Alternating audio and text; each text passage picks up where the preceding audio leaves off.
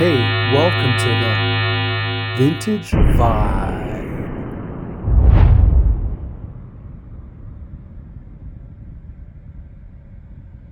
Hey, welcome back to the Vintage Vibe, and I promised you this week we would conclude that episode on the Kenwood set, the 700M power amp, 700C control amp, and the 700T digital analog tuner. So that's exactly what we're going to do. We're going to take a peek at these things up close and personal, take a look at all the functions and features on them, talk a little bit about that, discuss what they're exactly worth today in the market if you happen to try to acquire a set. Most importantly, how do these things sound and whether or not they deserve a place in your vintage audio collection. Stick around. So we've got here the 700C preamplifier, or as Kenwood calls it, the control amplifier. And we're going to go through the features high level, kind of left to right across, and then we'll come back around and discuss in detail how some of these work. So we've got our power, balance, bass treble, turnover switches, loudness control, 1 and 2 setting. We have a volume control obviously here, an attenuator with 0 dB, -15 and -30. We've got our subsonic filter, our high cut filter. Below that we've got a mode switch, which is stereo, reverse, left and right channels, left and right together, left only or right only. On this side here, we've got our tape monitor, we've got our dubbing selectors, as well as above here, phono 1, phono 2, mic, auxiliary 2 and 3. We have another switch over here to engage the tuner or auxiliary 1. And then just below that, we've got mic left and mic right. Now, this unit here surprised me. I was expecting it to be a lot heavier than it is, and that's just because it really reminded me of the Kenwood Supreme integrated amp, the 600. So when I went to pick it up, I was surprised that it actually was lighter than the tuner that it's actually matched with. It's still a well-built unit. We took a peek inside of it, and you can see they really didn't chintz out here. Beautiful faceplate, all engraved, kind of like the old Marantz tuners rather than having a silk screen on them. And it just gives you that feel of quality. Now, talking about feel, on the volume control, you can kind of hear they're independent kind of ganged settings. You can hear the click of a ball bearing. This means that you can't go in between volume settings to kind of get that perfect balance between kind of being not too loud and not too quiet. In fact, what I found was on the lowest setting, 1 click up, it was a little too quiet, and the next setting here, it was a little too loud. And that's because, one, we've got an amplifier producing over 170 watts, and I've got speakers here, which were the ubiquitous version 2.2s, that are actually over 90 decibels in sensitivity. So that match meant this can get loud really quickly. So what are you left to do? You either have to adjust the gain on the power amplifier or go to the attenuation switch here, and we can lower it from the 0 dB, which is just kind of normal setting, to, for example, -15, which is going to slightly mute the circuit. So we'll be able to turn this up a little bit louder without it being as loud and find kind of that sweet spot in our volume control. That's the first thing to note. So over here, we've got our filter switches. You're not going to find yourself using these two guys much probably today.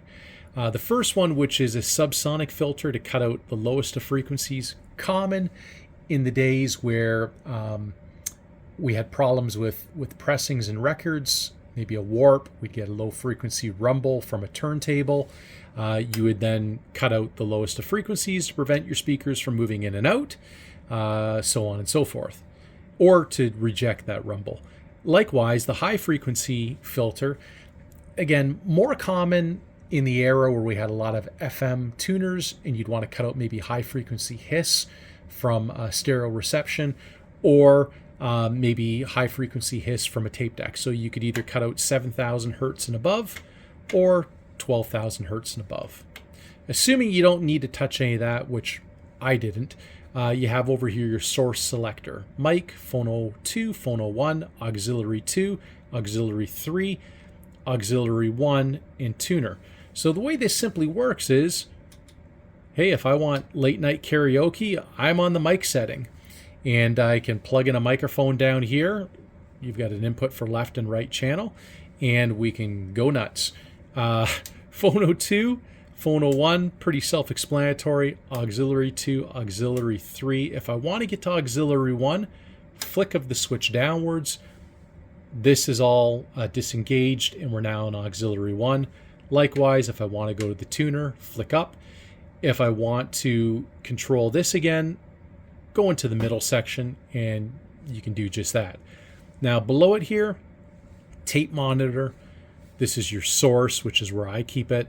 You have tape A play, tape B play, and you have over here dubbing. So we have A to B, and on the opposite side we have dubbing B to A, and we also have B monitor, and right down below that we have another source setting. Again, I haven't really fiddled with these. I don't have a tape deck currently in the collection, so don't really get any use for me.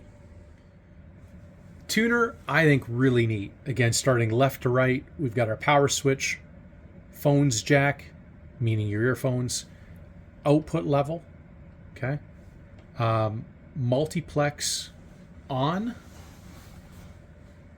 PNBS on, the tuning wheel. We've got muting 1, 2, as well as an offsetting. Over here we have our source selector, AM, FM auto, stereo only, mono.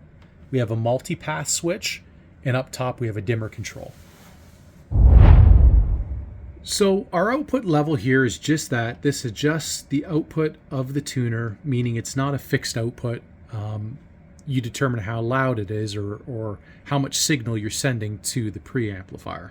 So it's essentially a volume control. Beside it, we have a multiplex filter, and you can see we can turn it on or off. This is kind of from the earlier days of stereo. I don't really notice a difference with it on or off today, and that might just be because of the broadcasting. If anyone else can fill in some of the gaps on early multiplexing and the purpose of a multiplex filter, please add that in the comments. PNBS, our next one here, and you can see I can turn that on or off. The light kind of engages in the far right. This, kind of like a Sony that I had reviewed in past, it helps cut out noise that's being, picked up by the tuner. And that would include electrical noise and some interference. So that's what that is right there. Again, I really didn't notice a difference with it on or off in this instance. Now the tuning is really quite neat. As we move the wheel, the analog wheel, our digital tuning indicator will tell us whether we're locked on, which is the green LED, or whether we need to move forward or backwards on the tuning wheel to lock the station. So as I start to move away from the lock, this light comes on saying, hey, move back the other way. You're going too far away from the station. So I turn it back a little bit, and you can see the light comes on. If I go the opposite way, the other light comes on saying, hey, you're a little too far away. Move back in the center, and you can see the stereo light engages. So kind of a neat feature, and if the tuner drifts, you'll literally see this green light start to flicker, and one of the other lights corresponding light up saying, in what direction away from center lock you are. So we're going to bring it back into the center. Over here we have muting, and this is just the sensitivity of muting. So we can reject stations that have got more hiss, that aren't properly locking in. And it will also kind of reject that static noise you get as you're turning the tuning wheel. Okay. Now, over here, the auto setting means it's going to automatically kind of pick up what stations are in stereo. The Stereo only light means it will only pick up stations that are in stereo and have a strong enough signal. Mono, just as you would guess, mono signal cuts out some of that, higher frequency hiss that you get with FM. And we have an AM setting here too. Now, a neat thing is when we go from AM to FM, do you see over here, this light actually changes position on the needle. So light goes up to correspond with the AM band, light goes down to correspond with the FM band. Really quite neat, I think. Multipath, when we press that in, the signal meter will change to a multipath meter, and we can adjust our antenna to get the best signal. And our dimmer control, which I think is really cool, we can have a bright display, or we can dim that and kind of have, something a little more appropriate maybe for the nighttime. This is a really neat tuner, I think, functionality-wise, and it's real glass over top this, not plastic, which again is just a sign of higher quality. Now we're going to talk about the 700M. Features-wise, power switch, headphones jack, speaker selector, speaker A, B, A and B, or C. So that means you can connect up to 3 pairs of speakers to this power amp, but you can only operate at maximum 2 at any given time. Why?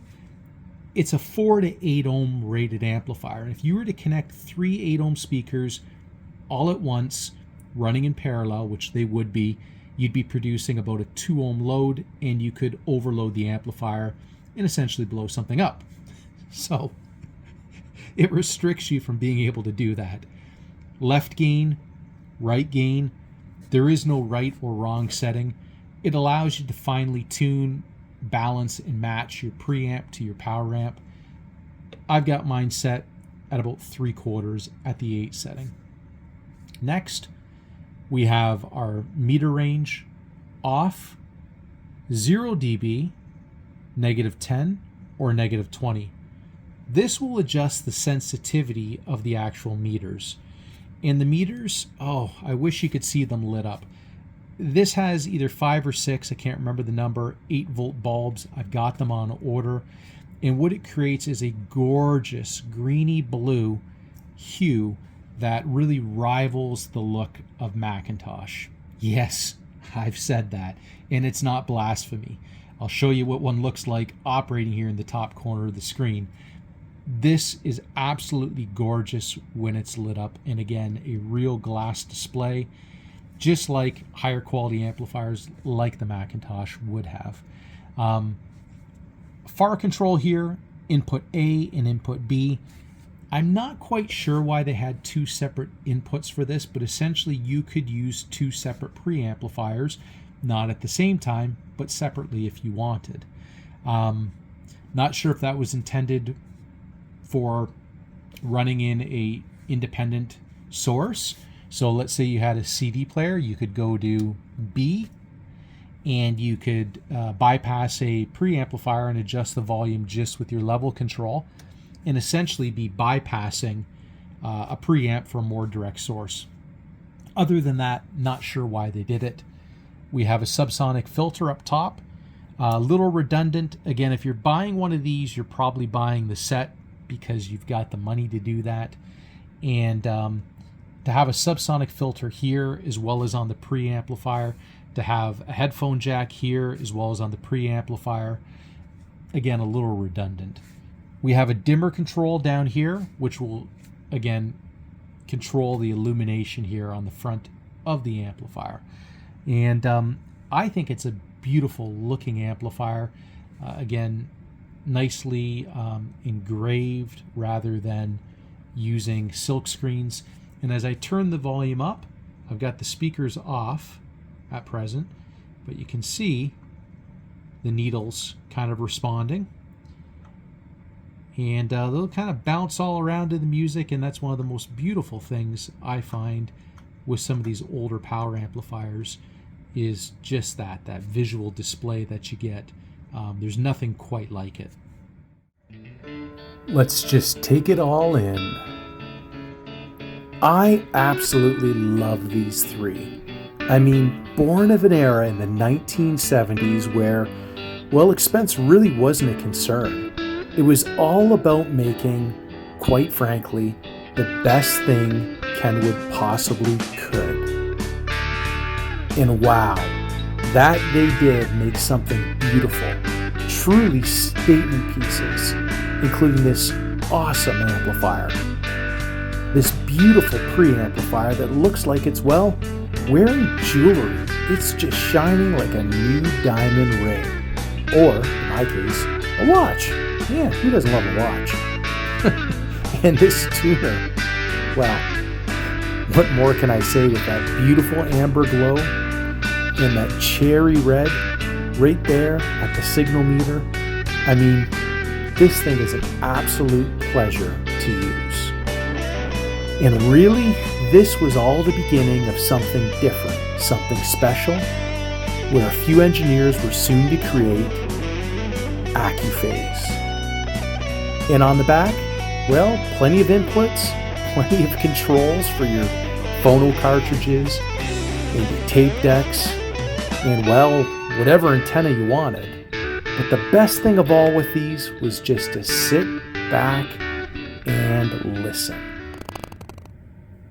Well, I hope you enjoyed that. I sure as heck have enjoyed working on these things, listening to them, and owning them. Now, if you get the itch to own a set or you come across a set, what can you expect to pay? Well, I think if you can get, a trio between $2,000 and $2,500 in 2024 Canadian dollars, I think you've done well because you've left yourself the room you're going to need to possibly do some maintenance. After all, there's 3 pieces, and there's bound to be something that you need to have fixed on them. Now, I have seen them as high as $3,000 to $3,500 in good working order, and some kind of just north of $4,000 that have had some restoration done. So you can see the upside on these. I mean, this is a set that you can live with, enjoy, and if you happen to get the itch for something different, if acquired right, you're always going to get your money back out of them. Because, well, there's always somebody looking for something like this because this is the best that was. Now, it was so good, I think it created an internal conflict in Kenwood. I mean, at this time, one part, of the company wanted to create just good consumer gear, right? Whereas other engineers wanted to create something better, something a little more esoteric. And obviously, they didn't come to terms because, well, AccuPhase was born from engineers from Kenwood. But this was, again, that opportunity, that chance to really show what they could create. Now, how does it sound? Well, I hate to say vintage, but it does have that vintage sound, that 70s growl to it, that authoritative bass to it where everything just sounds fun to listen to. But don't get me wrong, it's not too thumpy, it's not over accentuated where you lose that definition and that clarity. There's enough clarity, spatial definition to this set where you know you're listening to something better. And Kenwood was really trying to create something better and compete with, well, the big dogs that were producing some heavy hitters out there. And when I compare it to my Kenwood Supreme 600, I would say the Supreme did have an edge, being a little more refined sounding. Maybe because it went through partial restoration, it may be the fact that the Supreme is a real dual mono designed amplifier, 2 separate transformers, mirror image. The 700 does have a single transformer with dual windings, so it's kind of like having dual transformers, but I think the purpose of the 700 was that grunt power. So I think there's a little difference in the presentation of sound, it would seem. At least that's my opinion. Does it deserve a place in your vintage audio collection? Come on. Have you really got to ask? Hey, thanks for joining. Be sure to like and subscribe, and we'll see you next time right here on The Vintage Vibe.